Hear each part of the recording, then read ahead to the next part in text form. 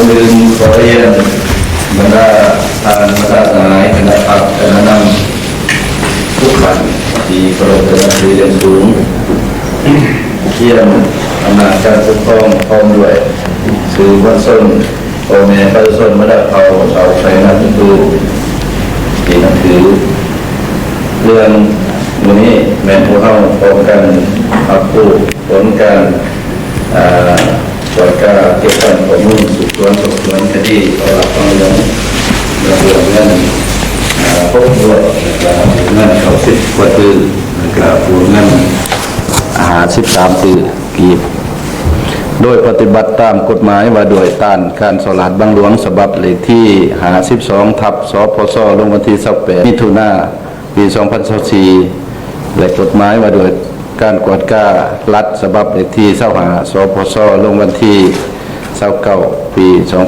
2022 กฎหมายว่าโดยการดำเนินคดีอาญาฉบับเลขที่37 สพสลงวันที่14 พฤศจิกายน ปี 2017 และก็คือการขอตกลงของเจ้าแขวงฉบับเลขที่560 จขอปลงวันที่15 พฤษภาคม ปี 2025 บทสรุปสืบสวนสอบสวนคดีสลาดบังหลวงขังวันที่31 เดือน 12 ปี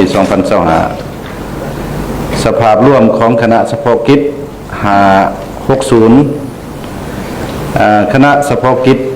แขวงตามขอตกลงของเจ้าแขวงฉบับเลขที่560 จขอปลงวันที่15 พฤษภาคม ปี 2025 ประกอบมี7ภาคส่วนนอนอยู่ในขอตกลงดังกล่าวซึ่งมีคือองค์การกวดการรัฐของว่าการแขวงคณะจัดตั้งแขวงกองบัญชาการปกสแขวงองค์การอัยการประชาชนแขวงศาลประชาชนแขวงและแผนกการเงินแขวงมีพนักงานในคณะตามขอตกลงดังกล่าว27 ฐานยิ่ง3 ฐานและยังมีขอตกลงเพิ่มเติมอีกจำนวนหนึ่งเพื่อจัดตั้งปฏิบัติเวียงานตามพระราชบทบาทหน้าที่สิทธิที่ได้กำหนดไว้ในขอตกลงดังกล่าวปฏิบัติตามการสีนำผ้าของคณะนำขันแขวงและอิงตามกฎหมายเกี่ยวของพร้อมนั้นก็ได้กำหนดเวียงานที่ต้องได้ซุ้มใส่ได้จัดตั้งปฏิบัติหมายให้บุคคลรับผิดชอบสร้างแผนการเคลื่อนไหวของคณะเฉพาะกิจอย่างละเอียดจ้าแจ้งโดยแบ่งออกเป็น3 หน่วยงานคือหน่วยงานสืบสวนสอบสวนหน่วยงานเก็บกำข้อมูลหลักฐานบัญชีเงินฝากและคุ้มครองเครื่องของกลางหน่วยงานกองเลขา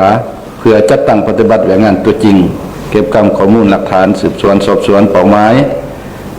ยึดอายัดเครื่องของกลางและปฏิบัติเวียงานอื่นให้มีความจะแจ้งชัดเจนโดยซุ้มใส่บวงเงินพิดเดียง6 บวงเงิน90 กว่าตื้อบวงเงิน53 ตื้อที่แขวงได้กู้ยืมจากธนาคารพัฒนาลาวขบวนการขั้นตอนในการแก้ไขวิธีการต่อการนำใส่หลักวิชาเฉพาะของบริษัทของเวียงงานสืบสวนสอบสวนประสานสมทบกับภาคส่วนเกี่ยวของสนองข้อมูลวิจัยข้อมูลที่เป็นวิทยาศาสตร์ทั้งปลุกระดมสุกอยู่ทุกภาคส่วนที่เกี่ยวของในสังคมในการสนองข้อมูลเป็นประโยชน์เพื่อส้มเทียบใส่เอกสารอนุมัติการถอนเงินจากคลังเงินประจำแขวงบรรดาแผนกการเกี่ยวของบรรดาแผนกการกรมกองที่มีบัญชีเงินฝากอยู่คลังเงินในแต่ละระยะดำเนินทุกวิธีการมาตรการที่จำเป็นเพื่อผู้ต้องหาลบตัวนี้ก็คือท้าวสุริไสสุริยะไลหรือเถาหมูที่เอาตัวลบนี้หลีกอยู่ประเทศไทยให้เขามามอบตัว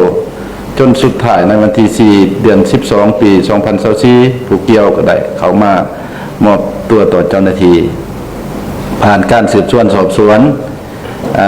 เพื่อขยายผลจากผู้เกี่ยวจึงสามารถกำหนดเป้าหมายผู้ถูกหาต่างๆได้ชัดเจนขึ้นตื่นเมื่อเทียบใส่กับการดำเนินคดีในเบื้องต้นโดยเฉพาะบรรดาแรงงบประมาณที่ถูกยักยอกหรือลักลอบถอนออกไปโดยบทถูกต้องนั้นมีทั้งหมด บ่วงค้ำประกันของแผนกแผนการในการลงทุนบ่วงกองทุนพัฒนาชุมชนของแผนกพลังงานและบ่แฮบ่วงเงินไม่ยึดไม่ยื่นใต้ไม่วิกไม่ถินนรงค์และไม่อื่นบ่วงเงินภัยพิบัติเมืองสนามไส้บ่วงเงินค้ำประกันธุรกิจบ่วงเงินกองทุนรัฐบ่วงเก่า10กว่าตึกบ่วงเงินกู้ยืมจากธนาคารพัฒนาลาว53กว่าตึกเป้าหมายทั้งหมด38คนได้สรุปส่งให้อัยการประชาชนแขวงและศาลประชาชนแขวงตัดสินแล้วจำนวน12คนคณะเฉพาะกิจ60ได้สืบต่อดำเนินสืบสวนสอบสวนที่ยังเหลือจำนวน26คนยิ่ง11คนในนั้นได้ออกคำสั่งเปิดการสืบสวนสอบสวนตื่มอีกจำนวน3คนเพิ่มใหม่จำนวน1คนในนี้มีพนักงานรัฐกรจำนวน19คนเสียชีวิตแล้ว1คนยิ่ง7คนพนักงานขันศูนย์กลางคุ้มครอง3คนบำนาญ1คนพนักงานที่ติดพันกับการสลัดบางหลวงจำนวน16คนยิ่ง4คนและคดีอาญาทั่วไป10คนยิ่ง6คนผลของการแก้ไขคณะเฉพาะกิจขั้นแขวงในนามดำเนินสืบสวนสอบสวนต่อเป้าหมายพนักงานของรัฐผู้ประกอบการและประชาชนจำนวนหนึ่งที่มีส่วนเกี่ยวพันกับบ่วงเงินที่ถูกเสียหายรายละเอียดคือ1บ่วงเงินผิดเบียง6บ่วงจำนวน15ตื้อ373ล้าน755,489 กีบและเงินดอลลาร์จำนวน369,000 ดอลลาร์ละเอียดดังนี้บ่วงเงินค้ำประกันโครงการจากแผนกแผนการลงทุนเก่าจำนวนเงินเป็นสกุลเงินกีบจำนวน1ตื้อ700ล้านกีบแล้วก็สกุลเงินดอลลาร์จำนวน216,000 ดอลลาร์2บ่วงเงินพัฒนาชุมชนจากแผนกพลังงานและบ่แฮแขวงสกุลเงินกีบ1ตื้อ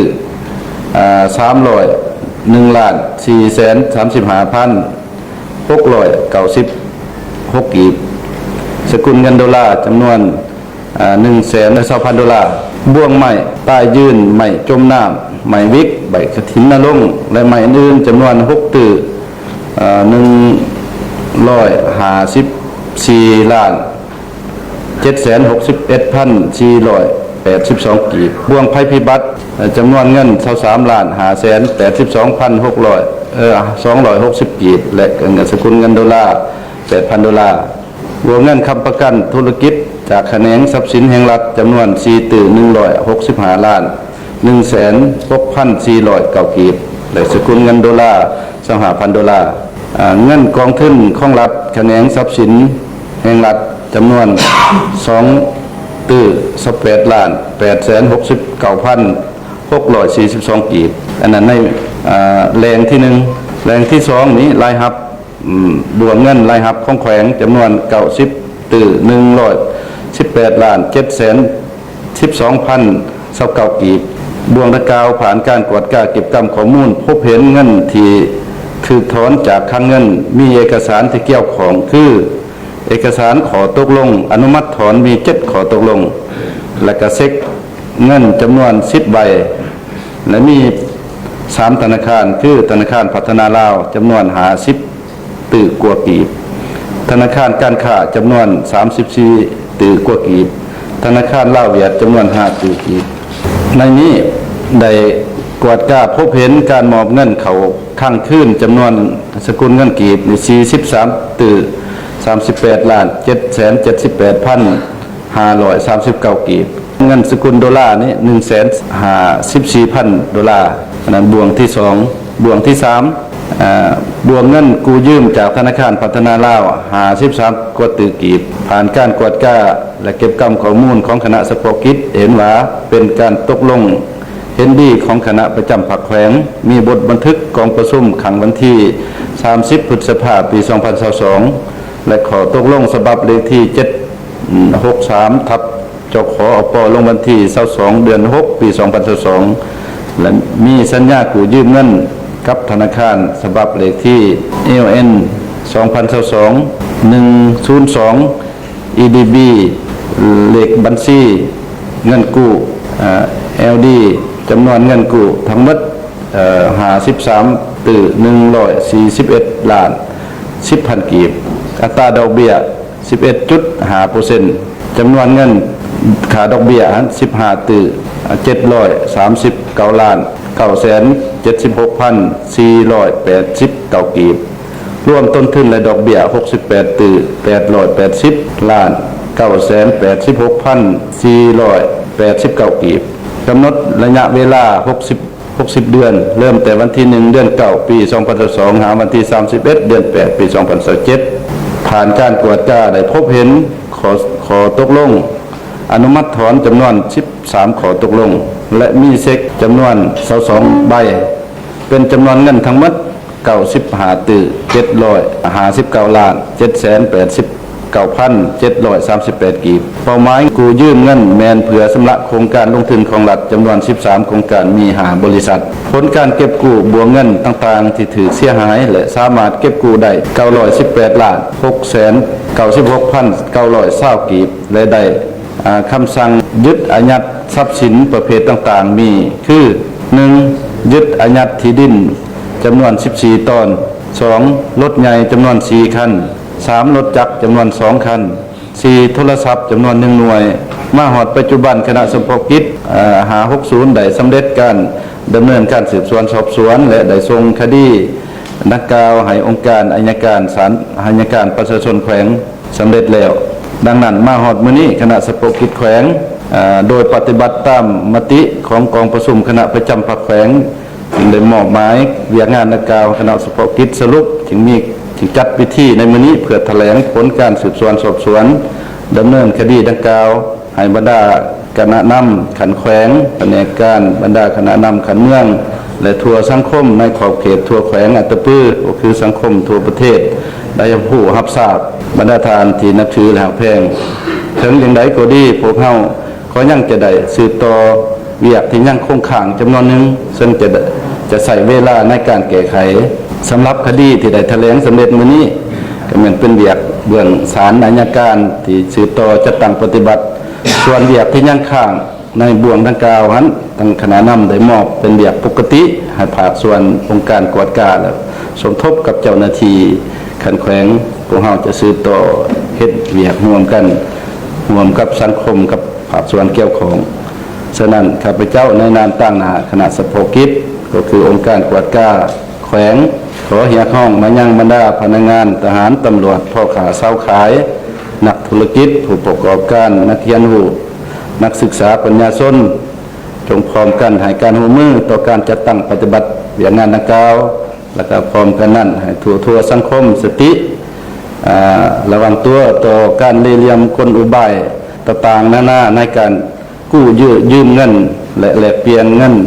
รวมทั้งการเสาทรัพย์สินการเล่นพนันเล่นหวยเกมพนันออนไลน์และกิจกรรมอื่นที่ผิดต่อกับระเบียบกฎหมายช่วยกันเป็นหูเป็นตาต่อเจ้าหน้าที่โดยเฉพาะผู้ที่เป็นสมาชิกพรรคพนักงานรัฐกรทหารตำรวจต้องเพิ่มทวีความรับผิดชอบต่อหน้าที่การเมืองของตนมีคุณฐานการเมืองคุณสมบัติศีลธรรมปฏิบัติจรรยาบรรณจรรยธรรมต่อหลักวิชาเฉพาะ